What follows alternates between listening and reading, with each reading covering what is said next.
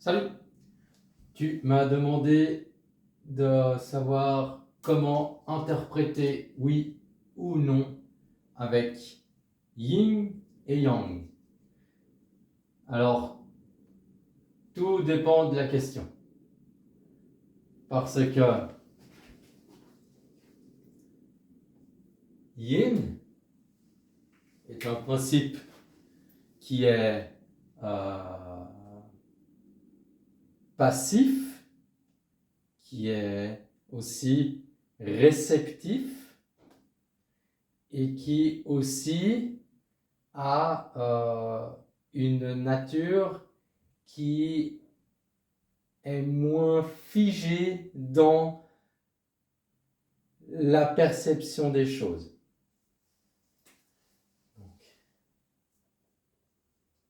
yin, tandis que yang, c'est en gros tout le contraire, c'est-à-dire que c'est les choses qui sont d'une part déjà actives, qui sont créatives et qui elles aussi sont définissables, donc figées dans le temps, dans la perception. Maintenant, oui ou non, c'est l'expression d'une réponse qui est en accord avec l'idée qu'une question est en train de proposer. Tu me disais par exemple une question super rigolote qui est la suivante.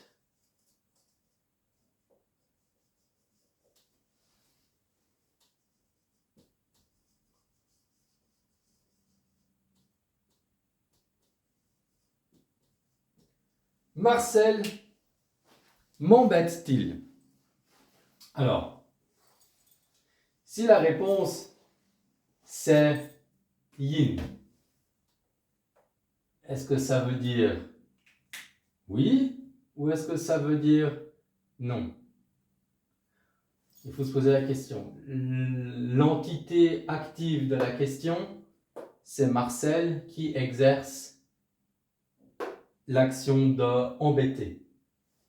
Donc, la réponse maintenant, et ça c'est très intéressant, c'est très important parce que ça peut être yin ou yang, suivant en fait qui pose la question.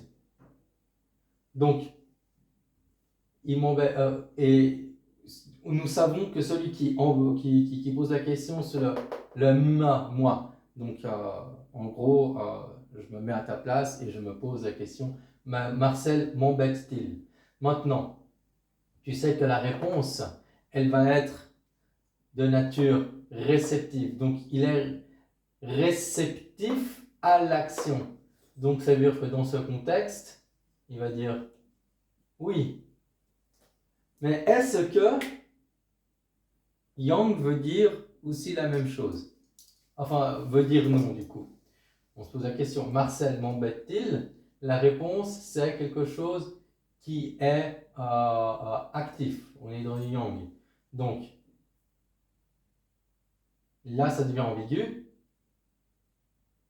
Si tu es actif, c'est-à-dire que l'activité vient de toi, il se peut que, suivant la nature de l'activité que tu exerces, tu sois en contradiction avec l'action de Marcel. Donc, ce serait non. Mais tu peux aussi être soumis à l'action de Marcel, pas soumis dans une forme de yin, mais soumis dans le sens où tu coopères avec ce que Marcel te fait.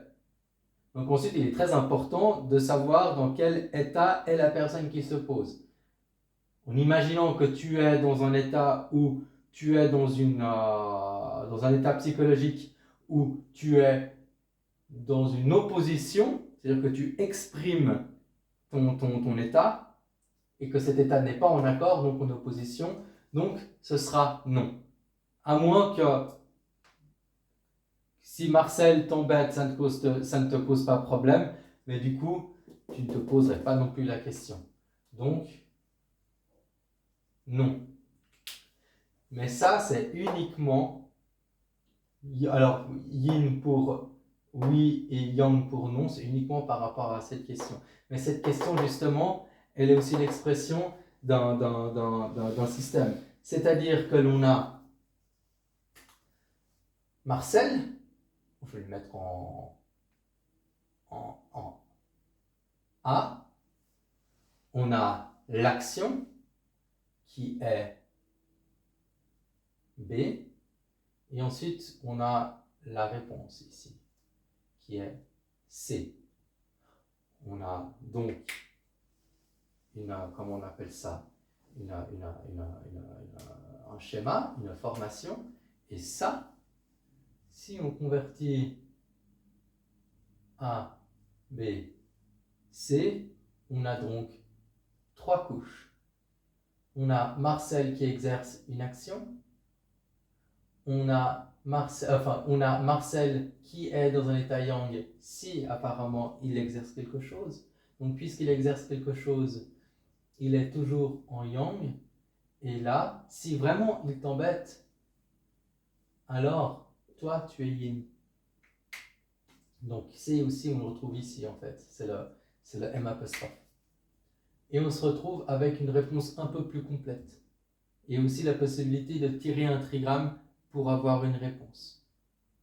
Ensuite, on a d'autres formes de questions que je peux développer pour une autre occasion. Mais on a déjà en tout cas